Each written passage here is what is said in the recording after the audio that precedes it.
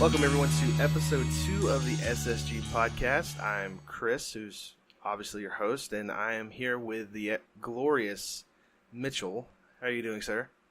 Good, man. How about yourself? Man, I'm feeling pretty fantastic. We just got done with E3, and I can't wait to talk about some of these games. This is some good stuff.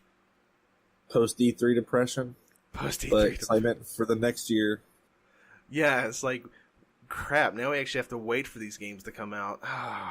It's the worst. Man. But before we get into that conversation, I wanted to thank every single person who actually listened to episode 1 of our podcast, not Star Wars. That's a different problem. Thank you guys so much for the support. Even though we had some terrible audio issues that hopefully it's sorted out now. Hopefully you can actually hear Mitch and he's not just a whisper. I'm always whispering. That's the joke. He was never really there. But yeah, seriously, guys, all of you who've essentially followed our Spreaker account, those who've liked it, and just every single person who's listened to it, whether it's through iTunes or whatnot. Those of you who've liked our Facebook page, and anyone that interacts with us via social media, which we actually have a Twitter and a Facebook page. Mitch, do you want to plug those real quick? Yeah, I believe that the Facebook is just facebook.com/SSG podcast, and the Twitter is at SSG_podcast. There you go. So if you guys are into the social media stuff, then by all means, please give us a follow. Please give us a like. And hope you enjoy this conversation. So, leading right into some meat and potatoes here. And I'm saying meat and potatoes because I'm actually hungry. I really want some food right now, but I'm waiting until we're done with this. So, E3. We had a bunch of conferences. We had a bunch of things occur. We had some things that didn't occur. We had some massive disappointments, some underwhelming conferences, if you want to call certain things that. We'll call them that. Yeah. Oh, yeah. We'll touch on that. So I want to get this discussion started. And Mitch, what surprised you? Was there anything that surprised you? Anything that just jumped out and made you go, "Oh, I wasn't expecting that"? It was a little bit more than that. I actually yelled during the Microsoft press conference. They revealed Dying Light 2. That Dying Light 1 is one of my favorite games of all time. It probably isn't like one of the top 5, maybe not even top 10, but it was my first platinum trophy, if that means anything. Ooh. I was actually very surprised by that because Techland, the developer, they still support Dying Light 1 to this day. They update it and add free DLCs every so often, so I wasn't expecting it whatsoever, and it looks absolutely gorgeous. I actually watched a bit of a Let's Play of the first Dying Light. I would have kept watching this Let's Play, but the people I was watching, they were stupid. They were idiots. And it got on my nerves. But the gameplay itself, that looked very interesting, especially when he upgraded and was able to drop kick zombies. Yeah, that's the best. Oh, that's the best. That looks like Mirror's Edge plus zombie game. It really kind of. Yeah, that's what I always thought it was. It was like Mirror's Edge meets Dead Island. Yeah, exactly. There you go. Exactly. Wow, that's a game I've not heard about in a long time. If I'm not mistaken, they might have made Dead Island. I could be wrong. I don't know. Maybe we need to research our publishers and developers a little bit more. But I'll fact check. Yeah. Mitch is going to go fact check, and we'll get back to all of you now. Yeah, I had one particular game. I mean, look, there's a list of games that I'm glad that they announced. Stuff that were kind of rumored, but going into the show, that I'm glad that they reached out and actually said, "Hey guys, we're working on this game. We don't have much to show you." Stuff like Elder Scrolls 6. Games similar to that I'm just like, thank you. Like, I'm glad to now know.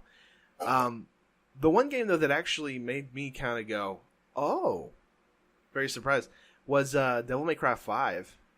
Okay. I love those games so much, and I hated the reboot they did. That DMC? Yeah, that was so bad.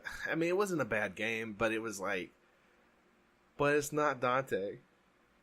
And I never played Devil May Cry, so I never got into them. I believe I own 4 and the DMC game. I think I got them for super cheap on like a flash sale or something, but I haven't played them yet. Well, I mean, they're hard games. Like, I think it's Devil May Cry 3 is like the hardest game in the series, and then they did 4, and they brought another character who I don't think people like Nero, who is the protagonist for Devil May Cry 5, which I was like, they brought him back. Yes. I mean, if you're not going to do Dante, if you're not going to... Huh? Do what? I said you liked him, I assume? Well, yeah, I liked him. It's just, if you're not going to bring back Dante, the original Dante, then Nero is the next best thing in my opinion. So okay. That was Is the it just the one game. two protagonists? Like, all I saw was the only protagonist I saw was Nero. I don't know if there's anyone else other than, I mean, they're I don't know. They may bring back original Dante. I just remember that when the DMC game came out, people were, I don't know. I just feel like people weren't exactly pumped entirely because they just changed the entire aesthetic of the game. So right. So yeah, I just Go ahead. My mind went blank. All right. All right. So since your mind went blank, just to insert on the fact check, it is the same developer. Techland did both Dead Island and Dying Light. Okay, so then that makes sense then.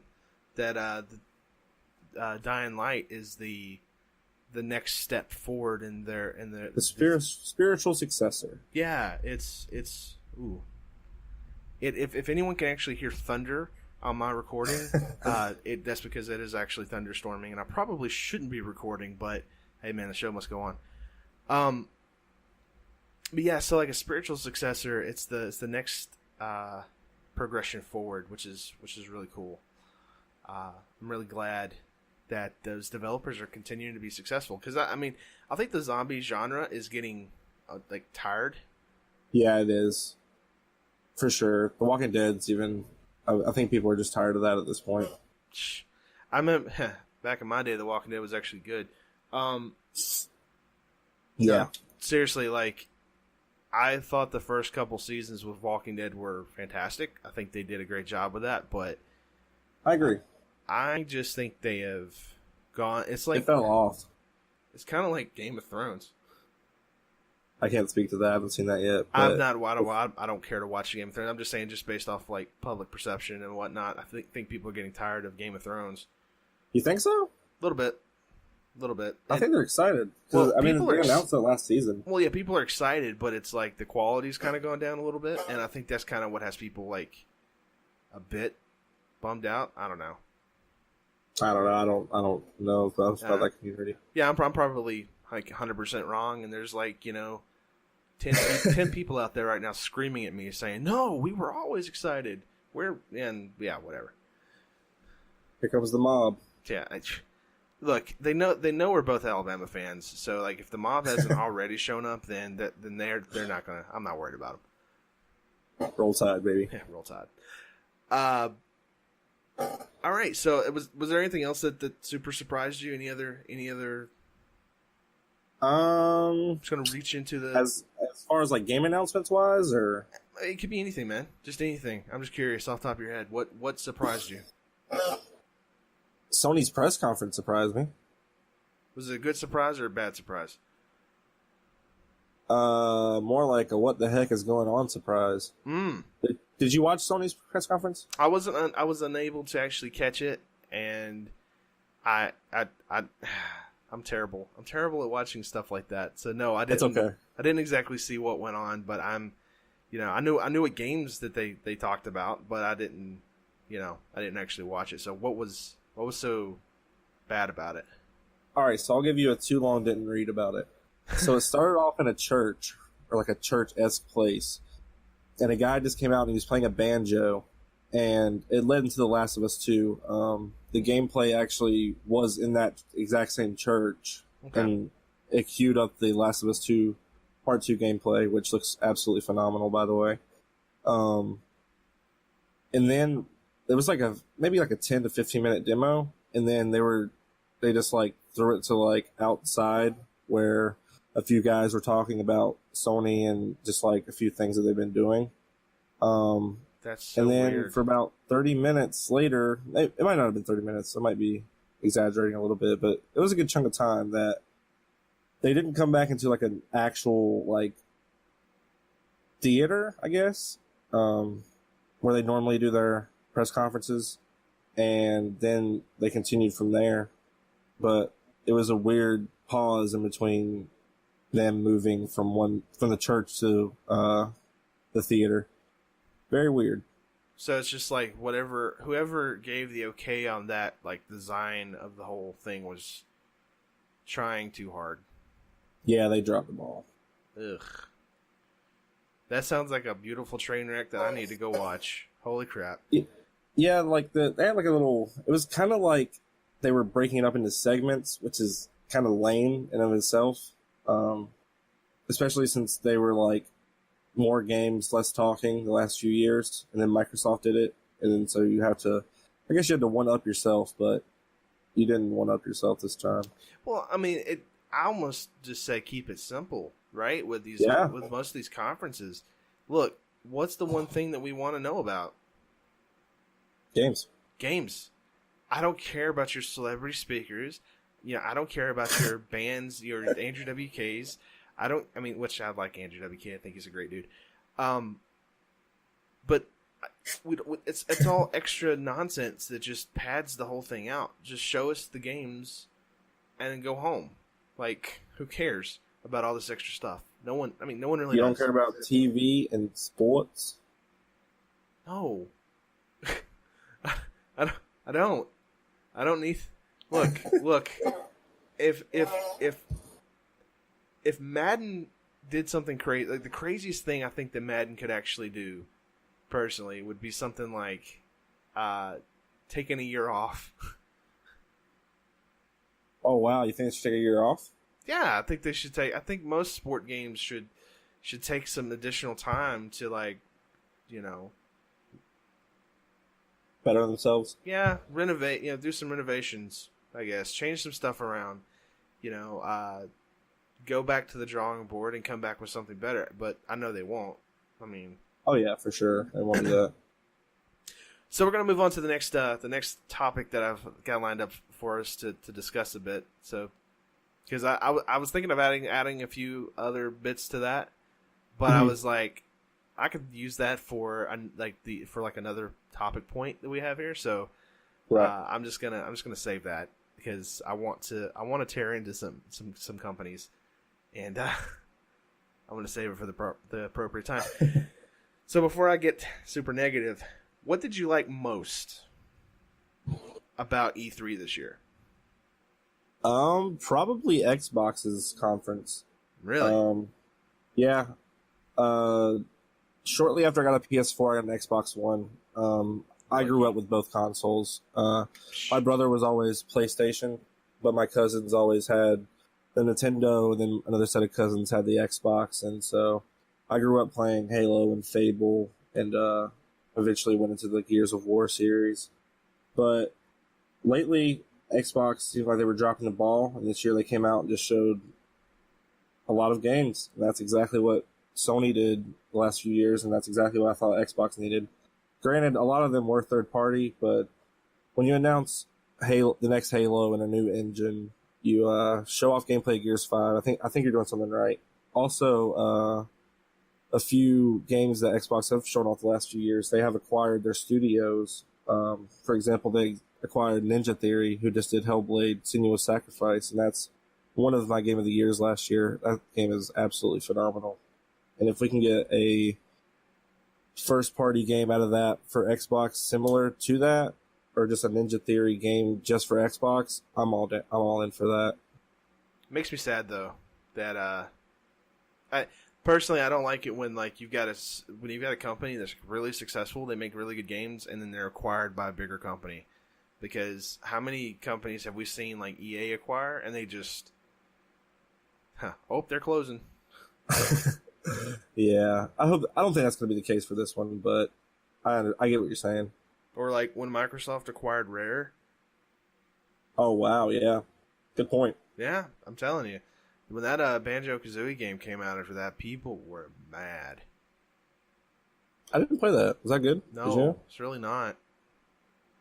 I mean, I think with almost any game, it depends on how you go into it. If you're used to the original, like the Banjo-Kazooie, Banjo and Banjo-Tooie games, they're not the same type of game. It almost feels like they took another game and just wrapped it up in a Banjo-Kazooie like title and stuff. Oh, okay. So just selling the name, basically. Yeah, because it's called Banjo-Kazooie Nuts and Bolts, and there's like a crafting aspect, and you drive vehicles and stuff like that. What? Yeah. Oh yeah. All right. So yeah, I can understand Microsoft's press conference. I was actually, when I saw the Halo trailer, that little teaser thing, I thought, I was like, okay, that's the only thing Microsoft related that I'm excited about. Because I don't own an Xbox. Like, I own a 360, and that's it. Yeah, I think most people did last gen. Yeah, and if I ever get the funds, then I would absolutely love to have an Xbox One, but it's just not practical for me right now. And right. I mean, I had an opportunity to get an Xbox One when I got my Switch, the Nintendo Switch, but I was like, I prefer getting a Nintendo game because Nintendo's going to have more like exclusives that I'm going to want to play with. If I get an Xbox One, I'll get Halo and I get Forza Horizon, and that's about it. You get Gears, but I assume you're not a Gears guy. I've not been a Gears guy since Gears 2. Okay. And see, I was never a Gears guy until I played Gears 2. And then after I played Gears 2, I was like, well, I like this a lot because they had co-op in the campaign. Yeah, it was so good. And me and my friends, we loved that. This was back like in high school and a couple years after high school. We would, they'd come over to my house and we'd play co-op Halo.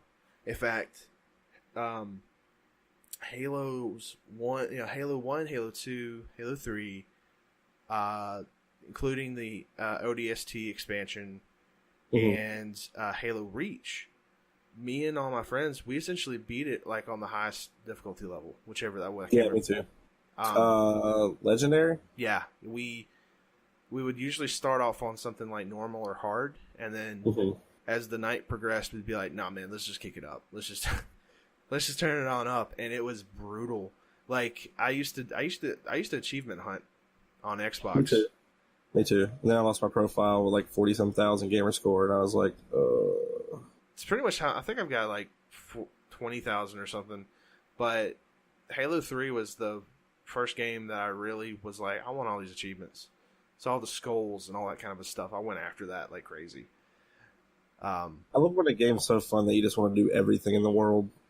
Yeah, that's pretty much what it was. I also had Grunt birthday party. So if you'd headshot a Grunt, it'd be like a confetti would go everywhere in your kit. Yay! Yeah, that was great. That was fantastic. That's one of the greatest skulls ever. Yeah, you just get your pistol and you just like pop, pop, pop, pop, pop. Yay! Just the pistol was so OP in Reach. That's how I pretty much beat that game. Because I believe there was a trophy, or not trophy, my apologies, achievement for beating the game on Legendary solo. And that pistol, man, just go hide, do the little 24 zoom, and headshots. Yeah, I think they brought back the pistol that was like popular in Halo 1. Because I remember Halo 1's pistol, you could literally play the entire game with just that pistol. Yeah. Because, I mean, you could snipe with it. It was such a good freaking weapon. Such an overpowered weapon. And then I remember in Halo 2, they nerfed the crap out of it. Oh, yeah. But I could do a little kneelers.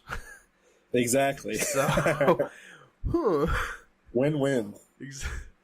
So, and then they made it in Halo 3 where you couldn't dual wield needlers, I don't think, and they brought back a variation of the Halo 1 pistol or something. Yeah, but I don't remember if you could dual wield or not. I think you could dual wield SMGs in 3 though, right? I believe. yeah, but there was rarely an opportunity to really do that. They didn't give you much of a chance. I just remember the battle rifle when that came out. That was my jam. I hate it. Yeah, it was a great weapon. I've always hated the assault rifle. Really? Yeah, even in Halo 1, I just hate it. It just feels meh. It's like a mushy banana to me. It's just, yeah, I can eat, like it's like with this with a mushy banana, you're like, yeah, I can eat this, and I know there's nothing wrong with it. It's just mushy, but yet you're just not completely satisfied, and you're kind of questioning why is it mushy. That's my experience with the Halo 1 assault rifle. This analogy went very far. I know I took it too far. I love it. Oh man, this quality analogy making you can only find on the SSG podcast. Good plug. So but no, like as far as like what I liked the most was Bethesda and Nintendo. Okay, yeah, Bethesda's a pretty high on mine. I figured they were either going to announce Starfield, because that was rumored, 2 to 3 years ago?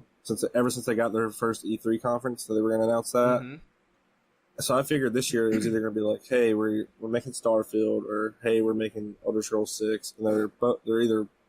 I didn't expect both, and that's what blew me away. I was like, all right, we got Starfield. And they're like, oh yeah, and Elder Scrolls. And I'm like, all right, you just blew your load, and I'm loving it. Yeah, I think I really, really enjoyed Bethesda's conference. I enjoyed it too much. What about that Andrew WK performance, though?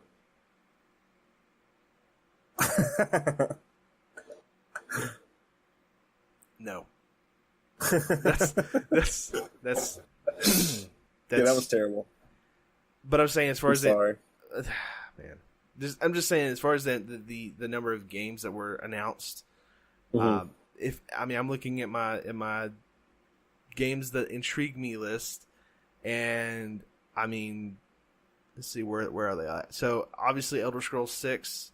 I am interested in both Elder Scrolls Blades now, and I mean, I want that. I want to play that on mobile. I want to try it because I'm actually getting more into mobile gaming. Interesting. I've currently playing. There's 3 games right now that technically 4 games, but right now 3 games that I'm playing at any given point in time. Wow. Star Wars Galaxy of Heroes, which I've been playing that game borderline nonstop for 2 years. Is that fun? Yeah. I keep getting ads for it, and it's fun to try it. It's like if you enjoy turn-based RPG type games, and you want to grind very, very hard for various characters, because that's how they get you. That's the whole purpose of these things. Is like you say, oh, I want Rey from The Last Jedi, but in order to get Rey from The Last Jedi, you have to have a really good team. You have to invest a lot of time into this game. So how do you unlock characters in that game?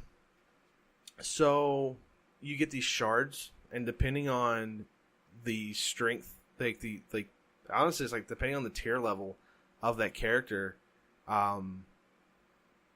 it takes a various number of shards to unlock them, and you only get so.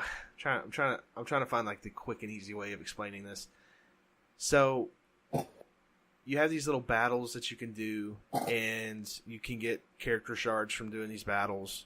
But you've got energy, right? That's and when you spend your energy, you have to wait for it to fill up, or you can spend crystals that you can buy with real money, or you can actually get them in game, and give you more energy to keep playing. But it's just a hard grind. That's really what it is. And the thing is, when you unlock a character, you also have like, you can get up to like I think it's like a 7-star character. So it's like, most characters you unlock are going to be like a 4 or 5-star, and so you still have to keep getting shards in order to, make your character stronger. There's also gear levels. It's like every little thing that you could potentially have to make you grind out a game. There's no way to really win, but there's PvP. There's a meta game. That's interesting. Yeah, but like I said, it's all turn-based though. So it's all about like getting a squad together that like works well together. Yeah. And then decimating everything. But there's also fleet. You also have fleet battles where you have ships that do the exact same thing.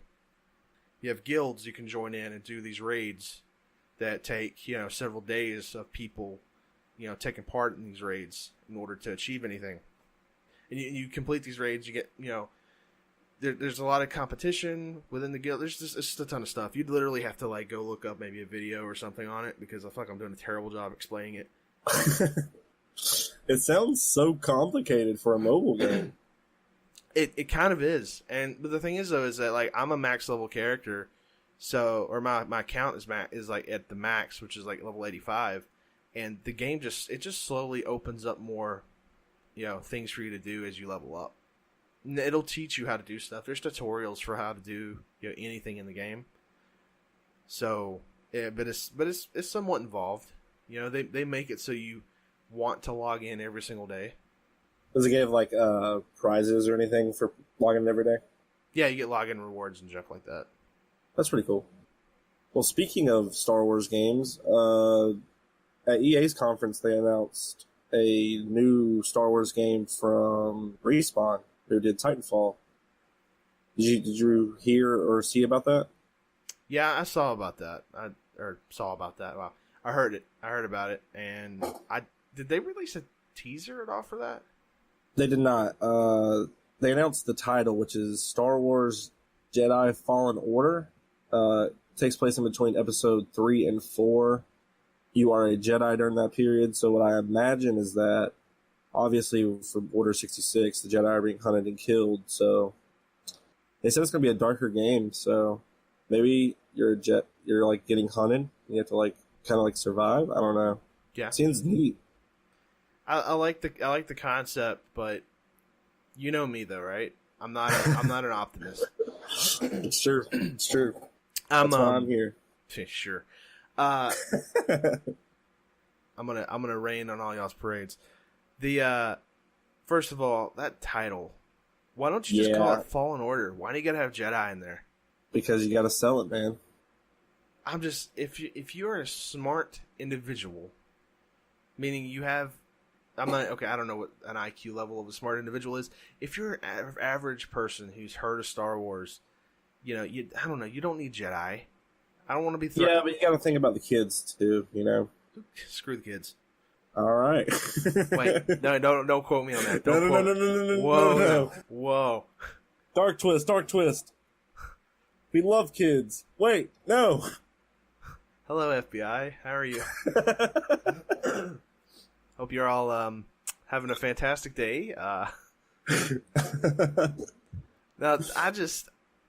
I get it. I just hope I hope it kind of goes through some kind of a name change or something. Because the title just feels kind of wonky. Yeah, I hope that's a working title for sure. And then my other complaint, because I'm just going to complain, I'm tired of stuff taking place between episodes 3 and 4. Really? Yeah. You got the movies. You've got the TV shows. Well, we have Rogue One for that. Huh? We have Rogue One for that. Solo? Is there a... Yeah, so... No, Solo's before New Hope, right? That's between... No, it's not. It's before... I'm an idiot. Don't listen to me. Ha ha ha. I mean, it's between episodes 3 and 4, isn't it? Yeah, you're right. I'm an idiot. I don't... It's the youngin' in me. Yeah, that is the youngin' in you. How dare you? Going back to the old child thing. It's time to eradicate the youngins. Or the younglings. Younglings? I'll drink a few. Oh yeah, it's okay.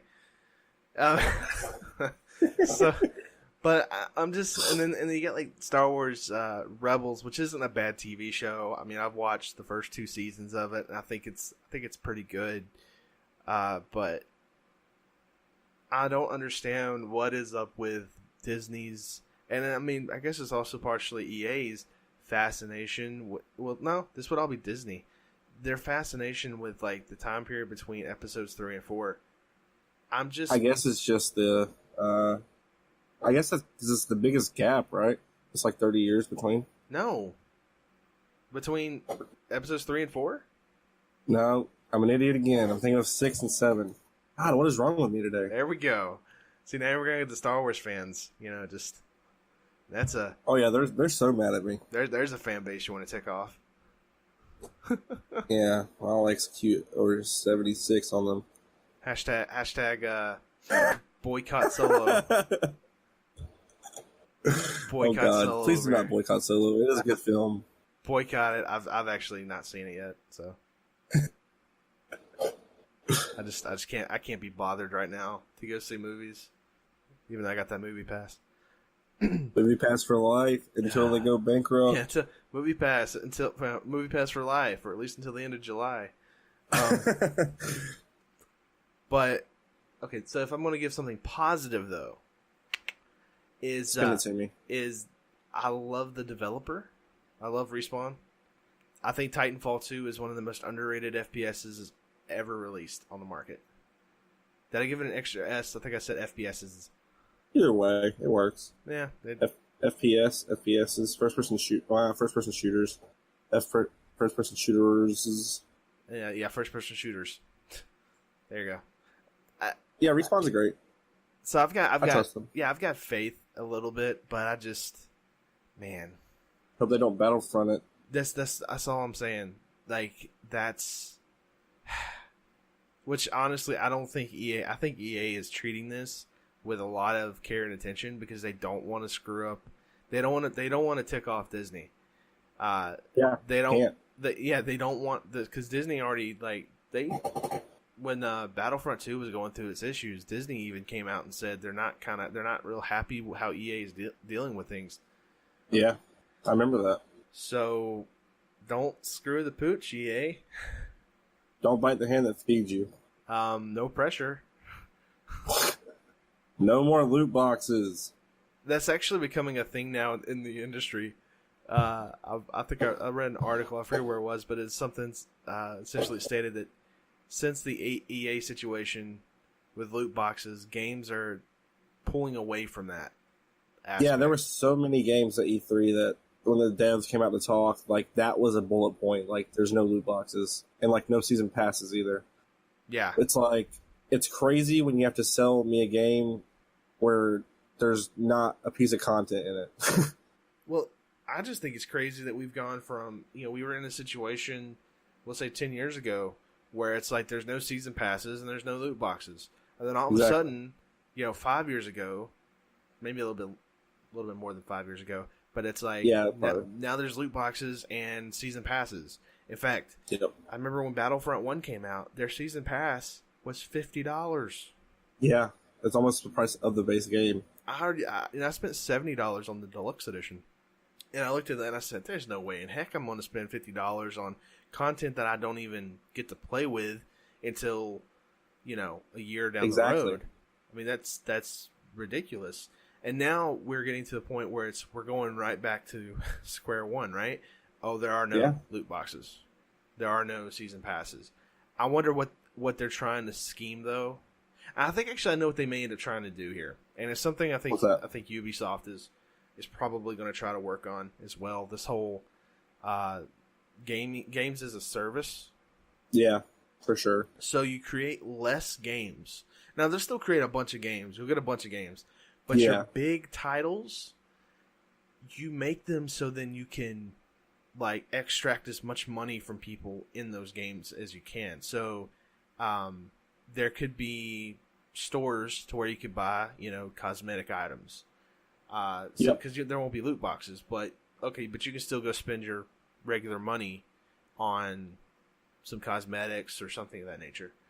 Or you can earn in-game currency. Rainbow Six Siege and now For Honor are both doing that, where you can either pay, like, I think the season pass for those are $30, but if you don't want to, you can just grind it in the game, which it doesn't really take that long. Yeah. Initially, I was against this concept because I didn't like the language that the executives at Ubisoft were using. But now that I think about it, I kind of prefer it where a game takes on kind of like an MMO like development cycle is. So, let's say for example, there's in the future a Call of Duty game that comes out, and that's the last Call of Duty game that's officially released. Except now. Can you imagine? Well, yeah, but it's quote unquote the final like one released. Yeah, because the next year, hypothetical. Yeah, next year, well, we're releasing an expansion around the same time. Then we're going to expand on it. We're going to tweak some things. We're going to give you guys some more maps. So the original maps can be under the classic setting for those that just want to play the classic maps. And then you'll have an expansion of like this DLC is like this is the, you know, the next step up. People that want to play with the expansion, well, it's like, you know, you get the classic maps plus whatever the expansion stuff is, and then they can charge you $40 for that DLC, while also having some kind of a shop with cosmetics. Or they could do something like EA does with The Sims, where every 3 months you get a pack, and if you want to stay current, then you're going to buy that pack. It's going to have a couple maps on it. There may be some new characters. They may introduce some more cosmetic items. It's kind of like going back to the map packs of old, back in the day. But they're gonna start charging people a little bit more money for that stuff. And that game, the base game, now has a longer life cycle. You can now go maybe 2 years before your next official Call of Duty release. And you can. They can do that for sports games as well. I mean, as many minor tweaks they do, what you're getting every year is pretty much a brand new roster. Right. Which is you can charge $40 for an upgraded graphics, upgraded roster, you know, little tweaks in gameplay, this and that. I mean, I've always been of the mindset where I think that would be a smart thing to do, where, you know, you have like, say, Madden 18 came out last year. Well, Madden 19 is only going to have small tweaks in it. You essentially spend $40 for a bit of an overhaul, access to the new MUT game, you know, MUT gameplay stuff, and you know, we've added in all this extra, some additional extra stuff, but it's not a full priced game.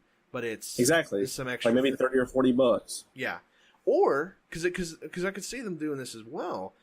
You bought Madden 18, you know, when it came out, and so because you bought it and because you played it for as much as, you know, you have, maybe they could view like the amount of hours you spent in it, and all right, you get the next iteration, which is just going to be like a graphical overhaul, maybe some additional stuff added to it. It's just going to be a big old patch, big old like DLC expansion. Mm-hmm. Okay, we're giving it to you for $35. Yeah, see, that's very consumer friendly, but it's not, I guess, business savvy. But if you've not played the game nearly as much, and you're like someone like me, right, who's like, well, I want to play Madden. Well, in order to play Madden, you got to spend, you know, like, I can't go buy Madden 18. Like, there's a cutoff date. You have a cutoff time. And I can't go buy Madden 18 and then spend $35 to get the upgrade. No, they released the physical Madden 19, you know, as the actual $60 purchase. Right. But for people who've invested and spent a lot of time in Madden 18, they get it at a discounted price. I don't know. There's a lot of quirks and issues with that. You know, the more I think about it, the more stupid it kind of sounds. But it's not stupid. It's murky. Yeah, they'd have to introduce more stuff like in game. Like they'd have to make more money somehow. Yeah, I'm sure that somewhere at EA they're thinking about that. I'm sure. Yeah, oh, trust me. If it comes to money, they're obviously thinking about it. So I want to move on then to the final bit of discussion that we have, and I got some more stuff I'm going to throw in and we can talk about as well. But What disappointed you the most? What disappointed me the most was probably two things. I expected more third-party presence at Sony, even though Sony came out and said a few weeks ago they were just going to focus on first-party stuff. They're going to focus on 4 other staple IPs, which are Death Stranding, Spider-Man, Ghost of Tsushima, and Last of Us Part 2. They did have some third-party stuff there, like Resident Evil 2 remastered or remake or whatever. But I got myself way too hyped on the teaser trailer last year from them, from Software, where it said Shadows Die Twice. That game was unveiled at the Microsoft conference, which is, if you don't know who From Software is, they're the developers of the Soulsborne series, Dark Souls and Bloodborne. So I was expecting a Bloodborne 2 announcement. I thought it was going to be a give me this year, but it wasn't. Maybe I was just overthinking it and overhyping myself, but the lack of that was kind of disappointing, but that's mostly on me. Yeah, I mean, what can you do with most of the time they announce the stuff? You think they're going to announce certain stuff, and then it's just like, oh, well, that wasn't there. Yeah, that's true. I mean, I thought that was going to be a give me just because of the From Software. It was at Sony's last year, but I guess something happened in between the C3 or last E3 and the C3 for Microsoft to get the Shadows Die Twice unveiling. Yeah, that is interesting because since PS3 essentially, From Software has kind of almost not been an exclusive to Sony, but they've always they've had their hand in the Sony pool. Yeah, they've kind of leaned towards Sony a little bit more, and to see that they decided to do Microsoft, it makes you wonder what's going on behind the scenes there. That's true. I've got a couple things. I got a bunch of things. I got so many things that bothered me with the E3, even though I thought it was a great E3. It was a great E3. My gosh, I gotta touch on the big thing. All right, let's go. Square Enix, what the fudge are you doing? Man, my Twitter timeline was on fire, calling it hot garbage, and I was sitting there and I was like, I don't mind this. Just show me the games. I don't need to know about the numbers like we did a couple years ago. But no, I guess I was in the very, very, very minority of that one. Oh my gosh, no. The problem is that 2 weeks ago they hyped their own press conference. I think what shot themselves in the foot as well is that they didn't show off their 2 biggest titles. And what they showed off of their biggest title, which was Kingdom Hearts 3, it was a trailer, the exact same trailer that they showed at the Xbox time, the day before. And then there was another trailer that was shown at the Sony conference. Yeah, what was it, Shadow of the Tomb Raider? No. And Just Cause 4. Well, no, I'm talking about for Kingdom Hearts. They showed another one at the Sony conference, I thought. Yeah, it was better. Yeah, it was far and away better. I like the presentation. I like what they were trying to do, where it's like, we're just going to showcase a bunch of stuff. We're just going to show you the games. But there was nothing that you showed us that was any different than what we had been seeing. There wasn't anything that just jumped out and was like, oh, wow. Because like we were saying in the first episode, where was the Avengers project? I don't know. I thought that was going to be a huge hit. I mean, this is the perfect time for something like that to come out, and just it was. And now, we don't know. We don't know anything about that project, and I'm kind of worried now that might be getting canceled of some sort, because making superhero games is hard. It's true. They also might be waiting on see if the Spider-Man PS4 game does good from Insomniac. But potentially, I don't know. I just something just don't like hit me in the head right now.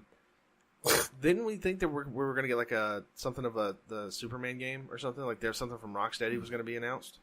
Yeah, there was a lot of rumors and speculation that there was going to be a Superman game announced from Rocksteady, the people who did the Arkham franchise. They're completely radio silent too. As far as I know, they weren't even at E3. Yeah, see that's just enough of a letdown for me. But just I can't.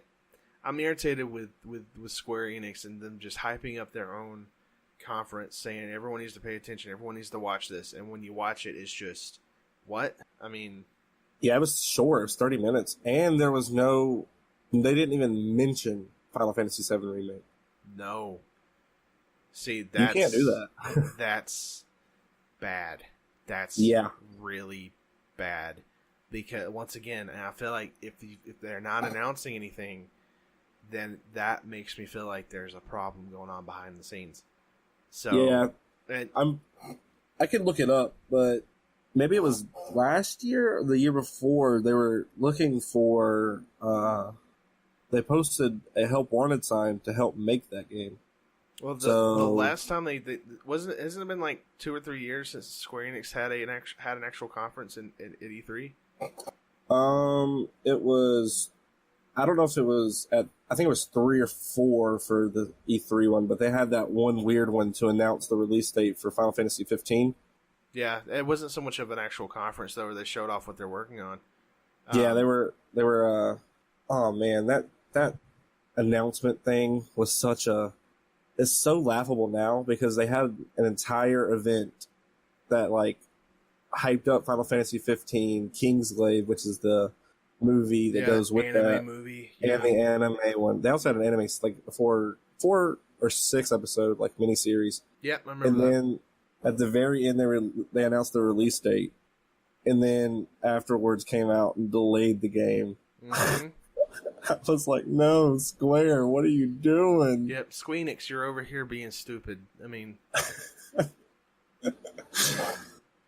but that was my biggest complaint. My biggest issue. I got a couple of little minor things here. I don't know if I can trust EA with Anthem. It looks cool. It does. It looks very good. But I'm really excited for that. Until I can actually put the controller in my hands and play the game, I don't. I'm going to be skeptical. Right.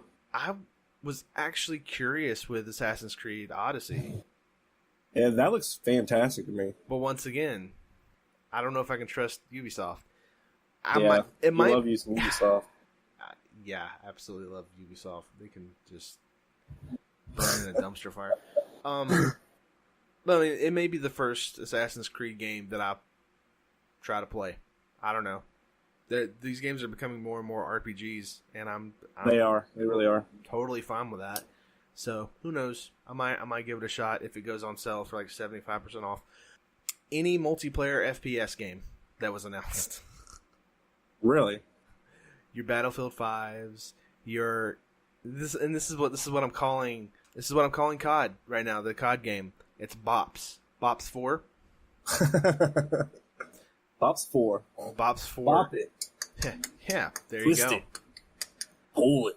I guess you could throw Crackdown 3 into that same mix. That's not first person, but but it's still a shooter. It's still not going to be good. What else? Microsoft. What else was there that was a first-person shooter? I cannot remember right now. Oh my gosh!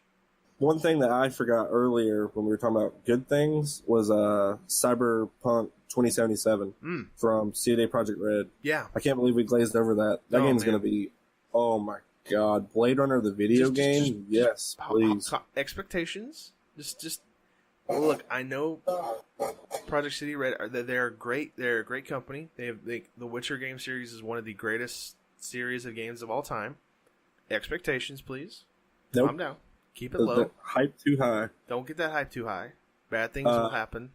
You know. The internet kind of exploded when they announced that it was first person, though. I'm fine with that. Me too. I just want to see actual gameplay. Me too. The trailer was great. I want to see actual gameplay.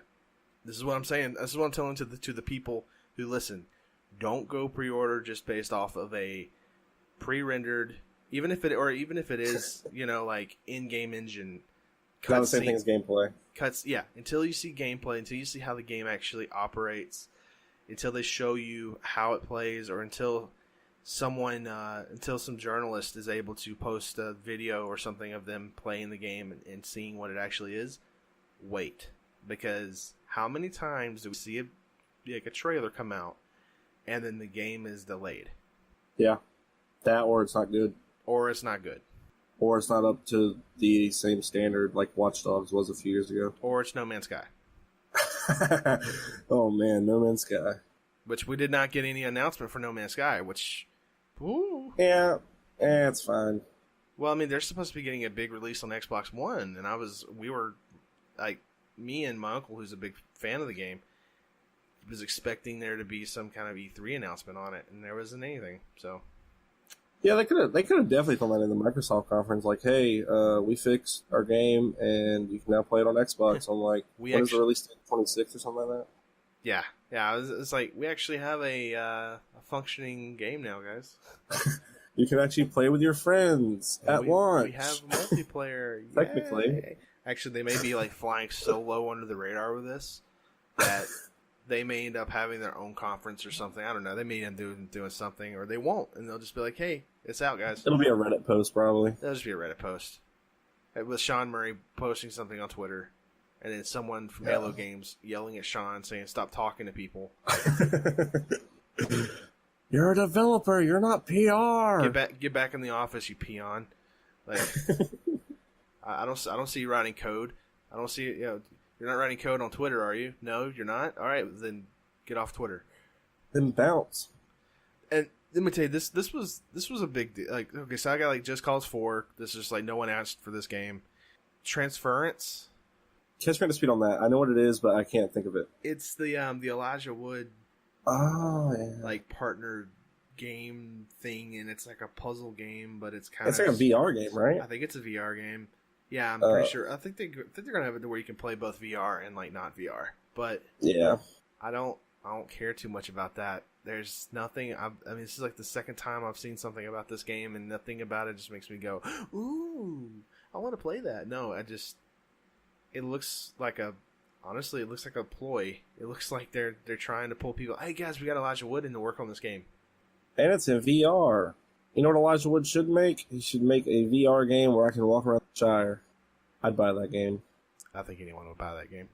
I mean, I would buy VR just for that. Yeah, me too. I don't even own a VR. Exactly. Let's see what else do I have listed here. Sea of Thieves looked like crap. It's so funny to me. I was so excited for that game to come out, and then I played the beta, and I was like, is this it?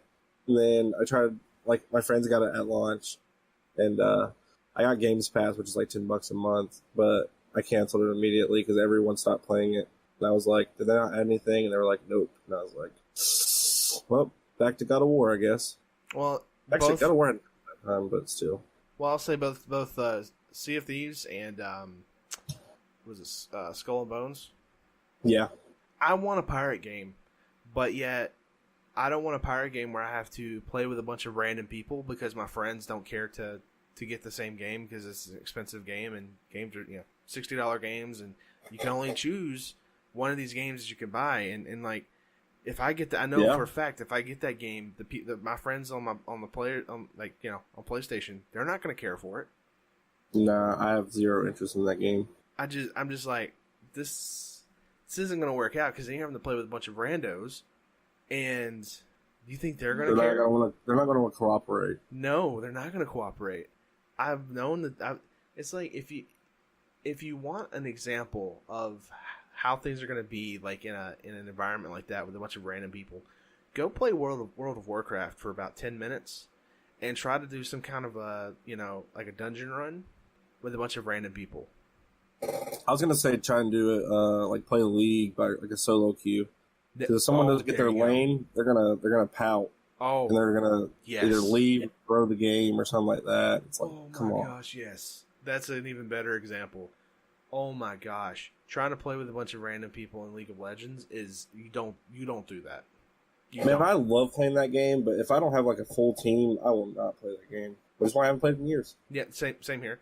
I had about a 6-month period where I played League of Legends, and I wasn't really that good, but I was enjoying it because the people I was playing with were positive people. They didn't like yell at me for messing up. Yeah, same. The guys I played with were good. But I wasn't. Yeah, it was exactly the same. And I was playing like with a guy that was like, it was just hard. It was hard to really play terrible. Like you could play like average or okay, but you couldn't be like downright trash, disgusting, terrible. Because he was easy to play as. It was like Garen or Galen or something. That's the name of it. Yeah. It was fun. But then after 6 months, they were just like, oh, we're tired of playing this and we're going to go play something else. And I was like, all right, guys. catch you later. Yeah, a couple of my friends still play it, but we don't have a 5-man squad anymore, and it's a pain to find someone to actually want to cooperate in that game because that community can be very, very, very toxic. It can be terrible. It's one of the worst communities out there. It's worse than the Star Wars fan base. Agreed. But the last thing on my list, let's see, what else did I have here? Yeah, I had Quake Champions as well. I'm like, who plays arena shooters anymore? I'm going to be honest with you. When they showed that game again, I said, is this game out? And turns out that game was out. And that entire spiel that they gave just made it seem so desperate to get players. I looked up the Steam stats the night of the conference. There's been 2 or 3 months since last August that they've had at least 2,000 players online. Most of them are in the triple digits. So it's like, please come play my game. It's free right now. Just come play. Yeah, that's the problem with. I remember when Tribes, they came out with another Tribes game, and it was fun to play, but no one plays arena shooters these days. It's all about the battle royals. But I can say that I used to play Unreal Tournament 3 all the time. I absolutely adore that game, but nothing about Quake Champions. I think that's what it's called. None of that gets me excited whatsoever. It's essentially the same type of game, just different. Different aesthetics, different weapons in a way. I played a massive amount of Unreal Tournament 2004.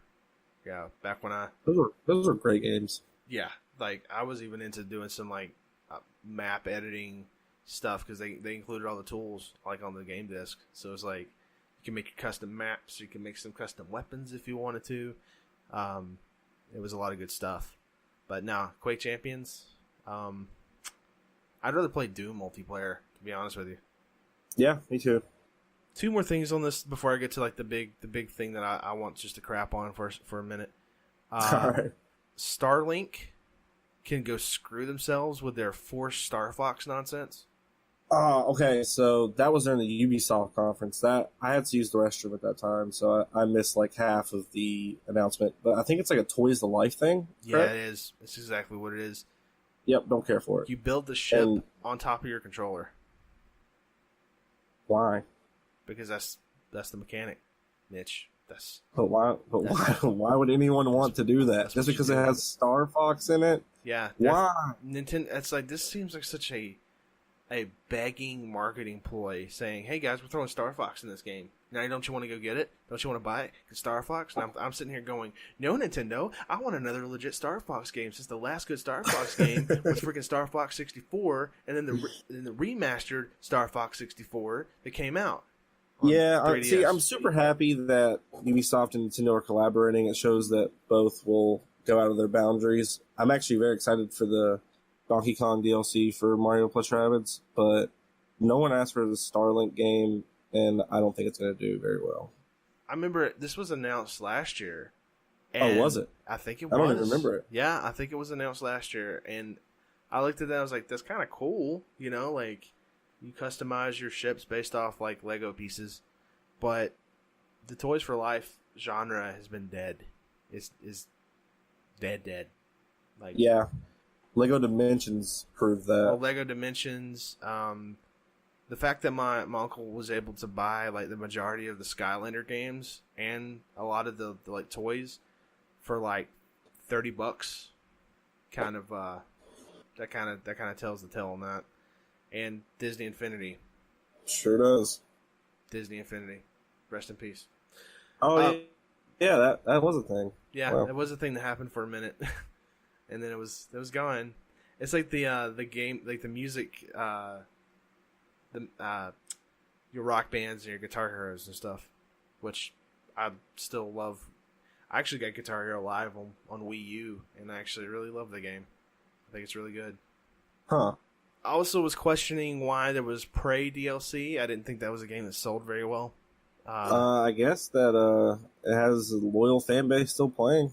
I guess so. But it was, to me, it just seemed like a desperate grab at I guess not desperate, but it was definitely a grab towards Gary's Mod. Felt like it. I was like, all right. I didn't buy Prey. I want to play it, but I haven't bought it, and I probably won't. If they ever make it free or anything, I probably will, which I probably won't. So I'll probably never play it. I'll just stash it in my library like every other game. I got freaking Dragon Age Inquisition in my library, and me too. I keep saying to myself like I'm gonna play this game one day.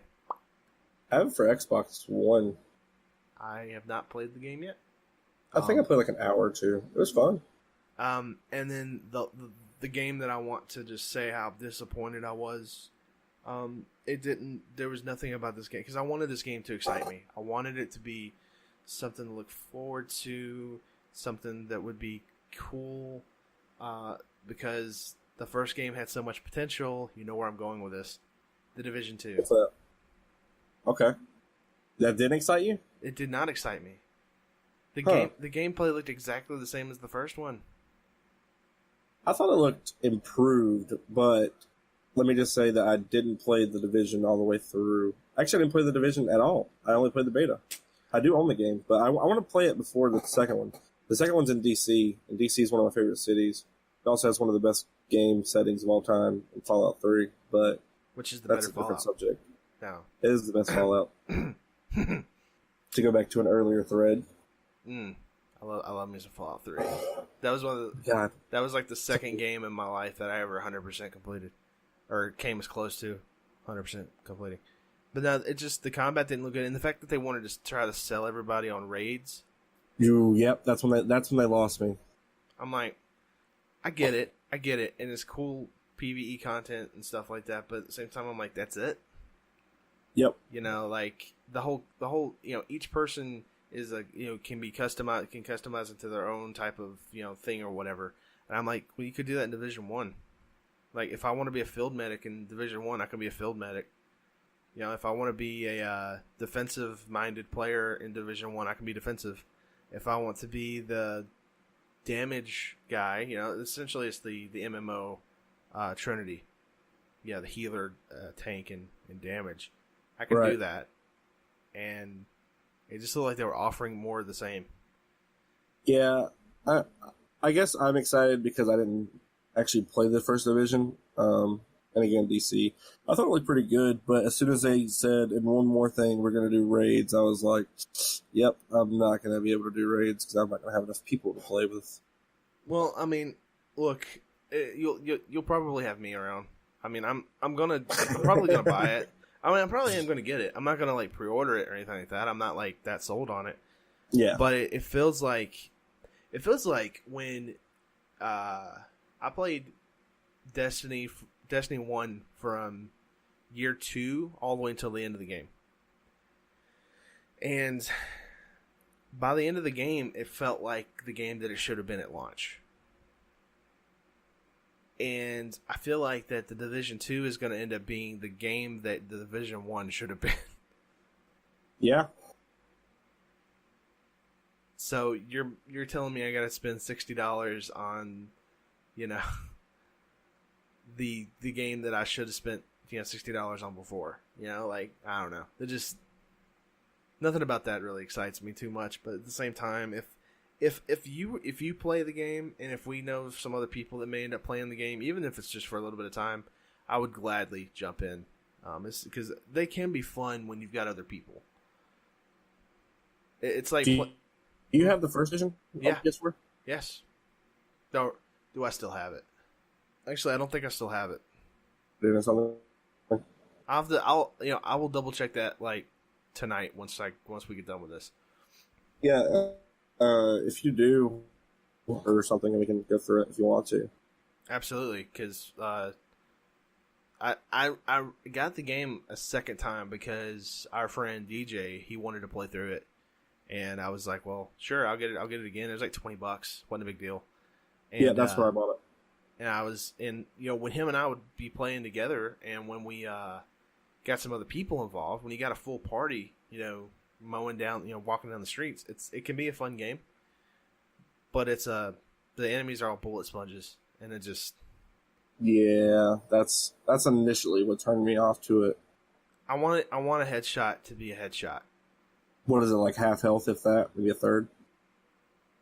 Yeah, I mean, you can't if they're like at the same level as you, then you're not going to be doing nearly as much damage. And usually in RPGs, I prefer to be like over leveled. So I want to be strong, and I want to feel like I'm strong.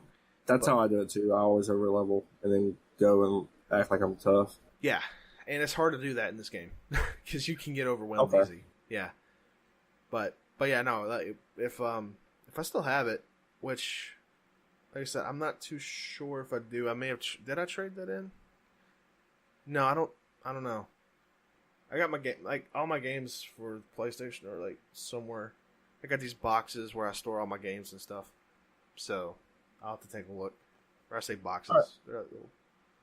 Did DJ and you beat it or no? No, we never actually truly beat the main story of the game. But I've got a fairly high level character. So like if you started playing the game and you're a noob, I could totally just like carry you around. And all right, yeah. I mean, that's fine. Yeah, I want to try it out, and if DJ's down, we can group up and play. If he still has the game, I'm pretty sure. Yeah, that's true. If not, we can just play together. It doesn't matter. Yeah. We still have a pretty decent time. Like I said, any game that's like that where it's MMO style driven game, they're usually fun when you have them, have a bunch of people playing with you. Yeah. That's pretty much it as far as disappointments. I will say I wish that Nintendo, which I was actually really happy with Nintendo's conference. It was one of my favorite things. I wish they had announced it said something about Metroid Prime 4 or a legit Pokemon game. Yeah, I'm surprised we know that the Pokemon game's coming, but they did. It's fine now. I didn't get to watch Nintendo, sadly. That's the only one I didn't get to watch. I don't think they even mentioned Metroid, did they? I didn't see anything about it. The thing is, I wasn't able to watch the thing entirely myself. I kind of went back and watched. I kind of went through and skimmed through like a recording of it, and I didn't see anything unless I just missed a little tidbit or something like. And that's kind of like what happened last year, right? Where it was just like a little logo on the screen, and then they moved on to something else. Yeah, it just had like a 4 in it, and then it said Metroid Prime 4 with I think a 2018 date, but who knows what happened there. But yeah, that pretty much covers the majority of the stuff that I had massive issues with. And so I will say this: is there anything else that you want to add to this? I think we're going to wrap this kit and caboodle up. No, I think we hit every point that I wanted to. Yeah. Fantastic. Well, anyways, guys, I hope you all enjoyed listening to episode 2 of the SSG podcast. Once again, Mitch, you want to hit up those social media links things? Yes, sir. We are on Facebook at facebook.com/SSG podcast. We are on Twitter at SSG_podcast. If you want to follow us personally, I'm at Marikarth, which is at MARAKARTH, and you can follow Chris at Daylin07, which is DEYLIN07. All right, so that covers the basis for our social media right now. I actually don't know the Spreaker link off the top of my head, but if you do, you can plug that. Essentially, it's Spreaker, which spell it just how it sounds. It's kind of weird, but yeah, Spreaker.com/Chris and Mitch. I think that's the address that I have for that. So if you want to listen to us directly on Spreaker, but we're also on iTunes. We're also on YouTube, and we're trying to get onto a bunch of other different sites. I think we're actually on TuneIn now, which is I believe cool we are, stuff. Yeah, and but yeah, I'm actually trying to get us to on all sorts of platforms to make it as easy to listen to us as possible. So. Thank you guys so much. If you are an Android user, we're trying to get on the Google Play Store, but that's harder than it is on the iTunes Store. So there is a Spreaker app for iOS and Android if you want to download that to listen to it as well. Exactly. We want to make it as convenient as possible to listen to our docile tones. So, But anyways, I think that'll do it for us. Thank you guys so much for listening, and we hope you tune in next week when we have no idea what we're going to talk about. So that'll be interesting. And but anyways, guys, y'all have a great day, and we'll see you later. See ya.